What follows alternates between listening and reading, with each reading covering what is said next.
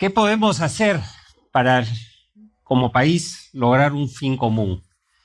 En octubre del 2013 en Toronto, el Perú aceptó el reto de ejecutar los Juegos Panamericanos y Parapanamericanos. Yo me embarqué en este desafío casi exactamente 3 años después, faltándome 2 años, 10 meses para ejecutarlo. Y tenía un reto parecido a esto. Era una apuesta muy riesgosa. Estaba poniendo mi carrera en juego. Pero esta vez, a diferencia de otras oportunidades, si fracasaba, era fracasar a nivel internacional y con ello también me llevaba el prestigio de nuestro país. Sin embargo, lo acepté porque creí que lo podía hacer. Tenía algunas habilidades en el campo inmobiliario, en gestión, etcétera, pero una tremenda pasión por el deporte, y mi deporte de toda la vida ha sido la tabla. En fin, ¿cuál era ese reto? Era recibir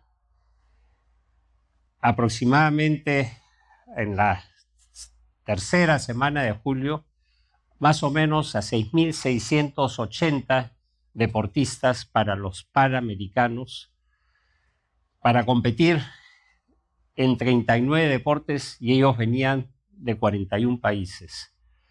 Semanas después de terminar los Panamericanos, había que enfrentar el reto de los Parapanamericanos. Eran 1.890 paradeportistas de 33 países y 17 deportes. Pero además, en conjunto, con técnicos y dirigentes, llegaban a 15.000 personas. Pero no contábamos con la infraestructura necesaria para poderlos hacer. En fin, como por ejemplo, el último centro acuático, porque dije, bueno, vamos a utilizarlo, era del año 62 y no cumplía con ninguna de las exigencias. En la Vía Deportiva Nacional teníamos un estadio de atletismo que la pista se caía a pedazos, y qué decir de las tribunas que ahí estaban presentes. En fin, había decisiones que tomar y cosas que optimizar para poder llegar a tiempo. Pero en todos los juegos multideportivos como Olimpiadas y Panamericanos, por ejemplo, o similares en otras partes del mundo, se daban leyes especiales. Nosotros le pedimos al gobierno en ese momento que nos ayudara con algunas de ellas. Y entre algunas de las decisiones importantes, muchas que hubieron que tomar, fue realizar un convenio de gobierno a gobierno con algún país para que nos hiciera llevar estos juegos a cabo. Finalmente, después de un proceso de negociación con otro país de primer nivel, optamos por el Reino Unido, que tenía la experiencia de haber organizado unos excelentes juegos en Londres. Y como paso siguiente necesitábamos empezar. Y para ello convocamos en junio del año 17 un roadshow donde llamamos a un montón de empresas para que se presentaran y mostrarles los juegos. Tuvimos una asistencia excepcional, más de 800 personas, 300 empresas, y empezamos. Y logramos iniciar nuestros procesos de licitación, y en las primeras licitaciones y en general tuvimos una asistencia de más de 40 empresas postulantes para ejecutar estos juegos. Esto en alguna manera nos devolvió el alma al cuerpo, porque pudimos ver que sí había interés y que sí podíamos llegar. Pero teníamos que utilizar leyes internacionales, porque en nuestra legislación, lamentablemente, era muy complicado. O sea, normalmente en el Perú, por ejemplo, en cada licitación en el sector público se presentaba 1.8 empresas por licitación. Nosotros llegamos a 40 de promedio. Pero siempre el que ganaba uno, perdía más de uno, dos o tres, se quedaban afuera, ellos impugnaban y las cosas no funcionaban. Entonces, teníamos claro que no íbamos a poder salir adelante por ese camino. Entonces, con los modelos que utilizamos de contratación, modelos internacionales, modernos, que ya se usan en otros lugares, que es súper transparente, logramos avanzar muchísimo. Y cosas, por ejemplo, en el estadio de atletismo, también mejoramos, el factor viento era muy importante, entonces logramos diseñar modelos para evitar que esto sucediera. Podían presentarse mejoras en el camino y con estos modelos de contratación también podíamos ajustar los diseños para construir más rápido y tener valor por el dinero. También pudimos incorporar profesionales de todo el mundo, los llamados gitanos olímpicos, ¿no? Que realmente vinieron a aportar con sus experiencias y nos permitieron pues avanzar de una forma bastante fuerte, y habiéndose ellos equivocados quizás en otros eventos, aquí por supuesto los astros se alinearon y muy pocas equivocaciones hubieron. Con esta ayuda, con este complemento, pudimos avanzar muy fuerte y creamos la infraestructura necesaria e incluso pudimos ahorrar dinero.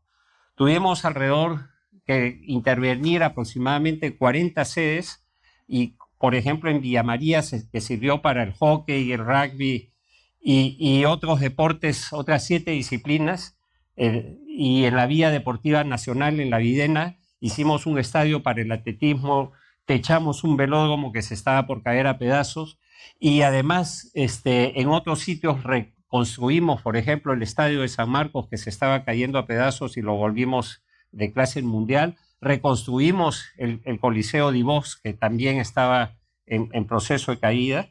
En fin, logramos una serie de mejoras, pero además de esto, como en muy pocos juegos ha sucedido, y creo que investigando no encontramos ninguno, lo hicimos por debajo del presupuesto.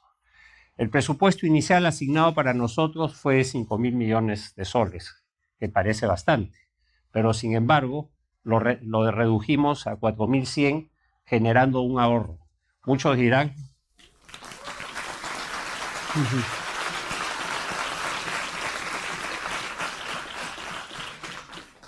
Pero bueno, no todo fueron obras, ¿no? Porque eran importantes, si no se hacían estas obras no avanzábamos. Y logramos integrar al país y logramos que todos jugaron.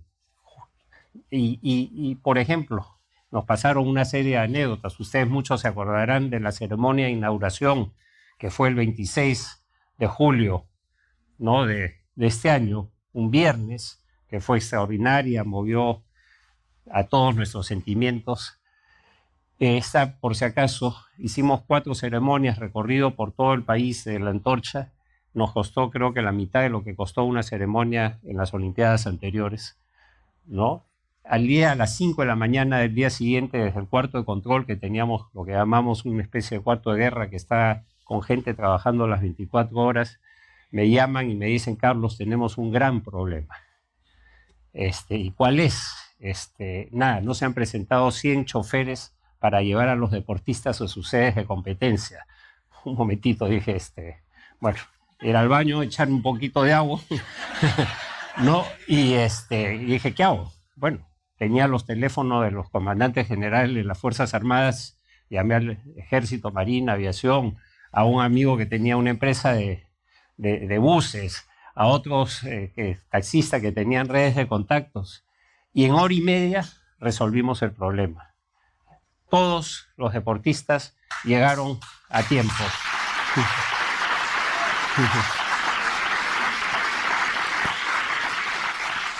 Tuvimos 34.000 viajes en buses, ¿no? Creo que a pesar del tráfico de Lima, a partir de ahí tampoco ningún deportista llegó a su competencia tarde. El único que casi llega fue un deportista boliviano que, como conocía Lima, decidió ir por su cuenta. Hasta el presidente Morales estaba atrás de ello.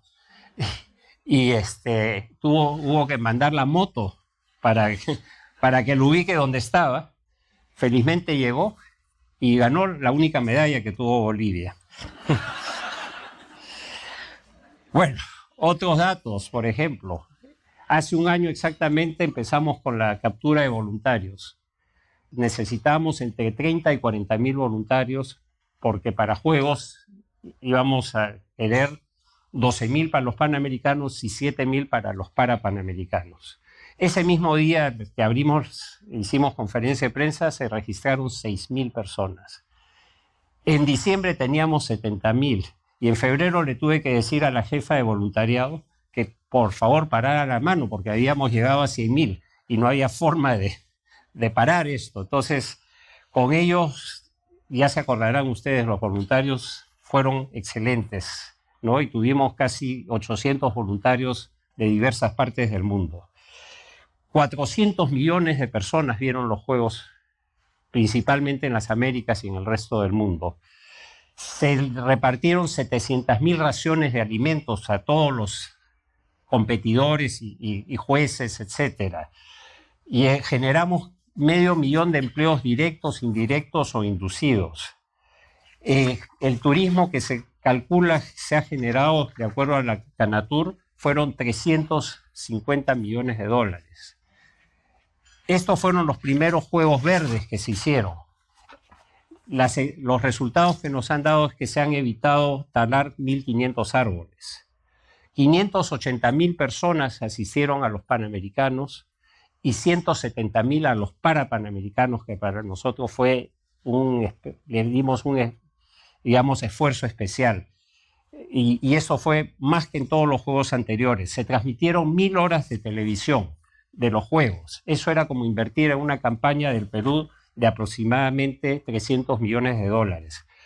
Nos llegó una encuesta de Ipsos que la aceptación de los Juegos ya era del 94%. Se han escrito más de 80.000 artículos en todo el mundo, que eso equivale aproximadamente a 1.000 millones de dólares.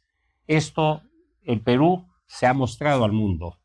Pero lo que más nos alegró fueron las 40 medallas de oro, perdón, no de oro, ahí está Pico lo que ya viene, las 40 medallas que el Perú obtuvo en los Panamericanos y 15 medallas en los Parapanamericanos. Pedro Pablo, aquí estoy con Israel Sotacuro, que ganó su medalla de oro. Él tuvo un accidente que perdió una pierna, vive en España, pero súper emocionado con su medalla. Logramos que todo el país participara. El taxista, ¿se acuerdan esa propaganda del taxista que dejaba a los carros cuando venían los buses? También participó la gente, todos ustedes cuando llegaban donde un turista que les preguntaba y les daba indicaciones, la policía, las Fuerzas Armadas, los municipios, el Poder Ejecutivo, el Congreso también, ¿no? Pero sobre todo también participó la gran barra peruana que nos fue extraordinaria en el Mundial. Y dejamos un legado, no solamente las obras deportivas que ya se están utilizando en los diversos deportes, también muchas personas han empezado a practicar deportes. Tengo una nietecita de 8 años que ganó su medalla de bronce en una competencia de gimnasia del colegio y era como si hubiera ganado en los Panamericanos. También otro legado muy importante es que las personas con algún tipo de discapacidad las hemos hecho visibles. Imagínense aquellas personas que sufrieron algún problema en la vida, nacieron con algún mal congénito, encima se han superado, han hecho deporte y luego vestido la camiseta de su país y luego sacado una medalla. Eso es tremendo. Dunia, por ejemplo, ganó su medalla y su pasaje a Tokio.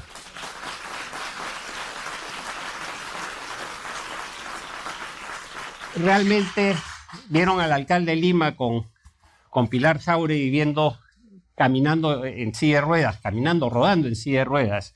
Ya la municipalidad ha logrado auspicio de una empresa de cemento para poner 1.200 veredas asequibles en la ciudad de Lima. Ayer un dirigente de la Alianza Lima me llamó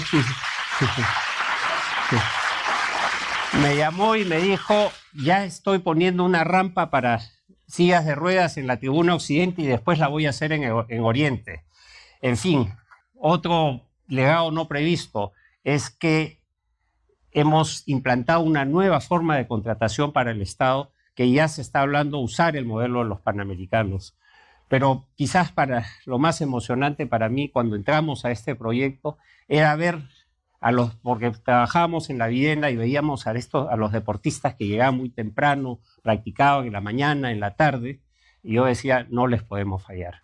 Ellos están trabajando fuerte para lograr llegar a los Panamericanos y sacar medallas, y lo menos que podemos hacer nosotros es tratar de cumplir y hacerlo bien. Cuando el presidente de los Pan Am Sports, que es un chileno que fue del Comité Olímpico Chileno, cuando perdió la opción de hacer los Panamericanos en Santiago en el 2001, me dijo, Carlos, yo me dolió mucho perder, pero ahora yo soy tu principal aliado. Y cuando lo dijo, hemos hecho los mejores Juegos Panamericanos, realmente para mí fue inesperado, pero realmente un premio para todos aquellos deportistas y voluntarios que se esforzaron, porque esta vez sí el Perú jugó completo, jugó todo, y realmente estamos muy felices de haberle dado a nuestro país estos días de orgullo en medio de tanta turbulencia. Muchas gracias.